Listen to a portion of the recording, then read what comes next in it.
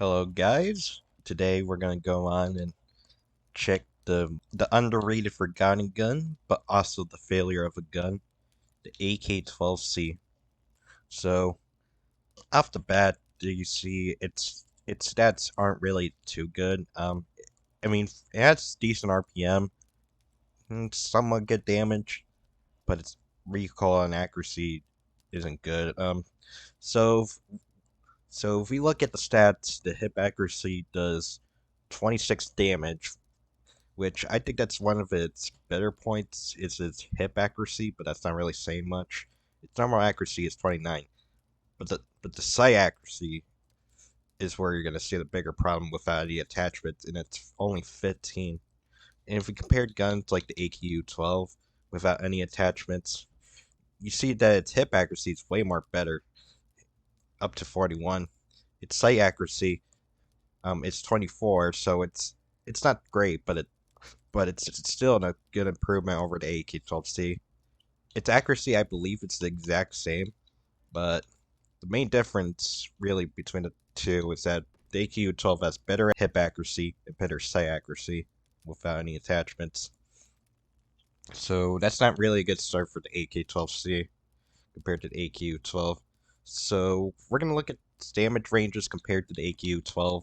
So its damage ranges without any attachments is 55 studs to 100 studs. So I say about maybe 60 studs where it goes on in 3 shots. And it it kind of has a sharp damage drop off, probably because it's a carbine. Its muzzle velocity is 2 studs, while its penetration depth is 1.5. So so that's kind of a huge drop off compared to another gun that you get immediately from the start, and that's the AK-12. So if we look at it without any attachments, which we're gonna go and remove every single one,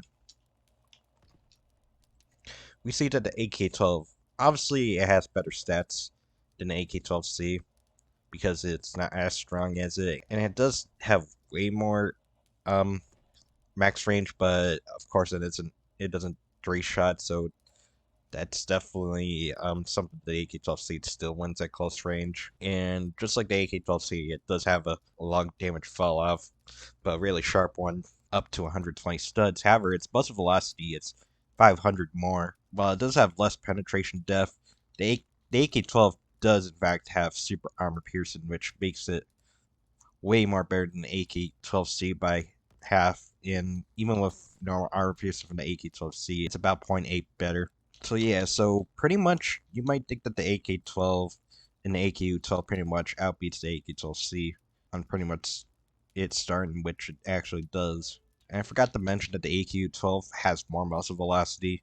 So the AKU-12 does have more muzzle velocity than the AK-12C for some reasons. It might be because, yeah, it must be because of its ammo type. 7.62 by times 49 versus 5.45 times 49.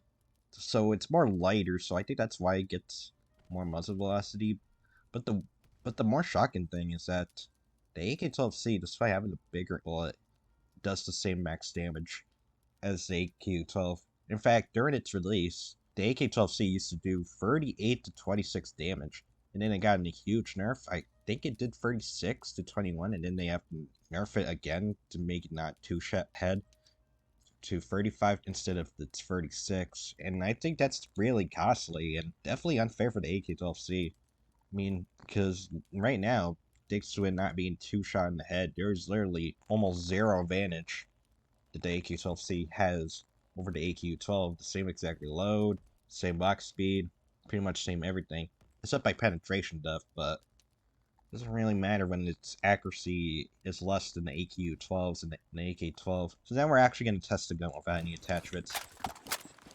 So right here, we're going to go right around here and test it on the wall.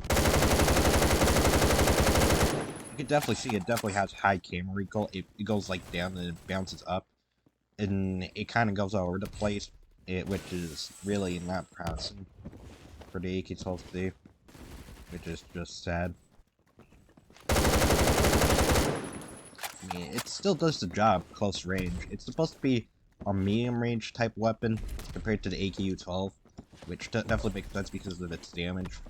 Even though both have the same maximum damage, the AQ12 does 19 shots, AK12C 5, but that doesn't really matter much because the AQ12 accuracy, once again, it's better, and it has more muzzle velocity.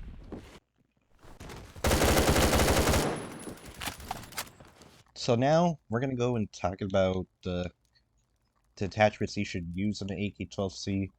Obviously, you could use any sight that's at least assault rifle friendly, like early on, Z-Point, EOTech, Full Ring, Delta, you know, the more useful sights for the gun. Normally I use Delta, but you never need to.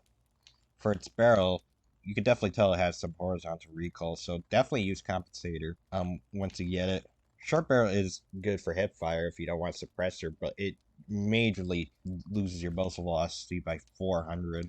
Honestly, that's really a killer. It does give you a little bit more 3-shot kill range, but yeah, only using really close range maps and hip fire. And then you got the long barrel, which makes it go up to 150 studs from 100 for its max range, but I really don't think it's that effective just because if its min damage is 21 isn't like that near to 4-shot, so that isn't really anything special. So I say compensator if you want the least amount of recoil for the barrel. For underbarrel, early on, pretty much wait until ankle grip, and then it'll reduce the camera recoil. Potato grip does a little more. Phone grip does even more than that. Stubby grip is maybe the best for the AK12C just because it does have give it its best sight accuracy, but it decreases your normal accuracy. While the pistol grip controls its rotational recoil, which it kind of has, so also recommend it if you want to use pistol grip or stub grip, maybe folding, and that's really the only grips I recommend. So it does have one conversion that it has, and it's the 9x39 conversion, as seen in like the Asvel and the VSS Ventores, and it does in fact 2-shot to the head up to about 44 studs without any barrel attachments. And it does 23 min, so it is more stronger, but you lose more accuracy than you already have. And seeing how much accuracy the AK12C pretty much suffers from, it's really not worth it. I guess only for like close range, but you might think that it could be like pretty much the same, but it's really hard to get at long range. Also, it's mostly because it only has 20 instead of 30, which is definitely a huge killer. I mean, I would like it if it got the extended mag, kind of like the Asvel, where you could get it 30 bullets. I would like that conversion instead of just the basic 20. Like, sure, it has less RPM than the Asvel by 100, but so you could kind of conserve ammo, but the Asvel has less recoil, so it's like, what's the point? Just use the Asvel. It's still 3 shots. So then we look at other, so I guess the one I would recommend is either green laser or blue laser. But due to its pretty much its recoil, I guess you'll probably need blue laser so it can recover faster. I mean, you can also use recheck slot for speed, but good luck trying to go and aim with like medium and long range. So yeah, here's probably the setup I'll recommend for the lowest recoil. Delta sight compensator, either stubby or pistol grip. I may use pistol. And then we got blue laser. And if you want to use the 9x39, I mean, compensator is fine, but doesn't really improve it. Long barrel definitely improves its 4-shot range up to around, I think, around 160, maybe a little more studs. So it's pretty solid stat-wise. Like, it could have been something special, but of course the 20 ammo and its accuracy is just terrible. And so we're gonna go and test. So if we go and look right here with it with long, yeah, its accuracy is much better. I say put on a stomach grip for the 9x39 conversion.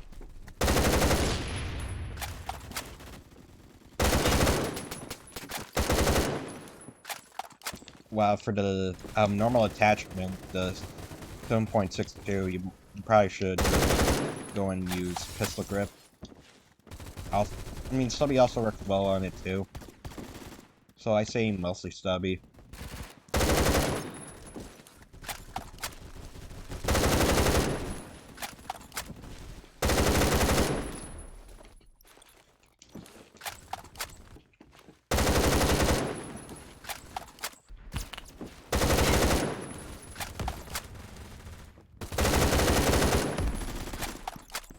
So now we're going to talk about how the AK12C should be buffed.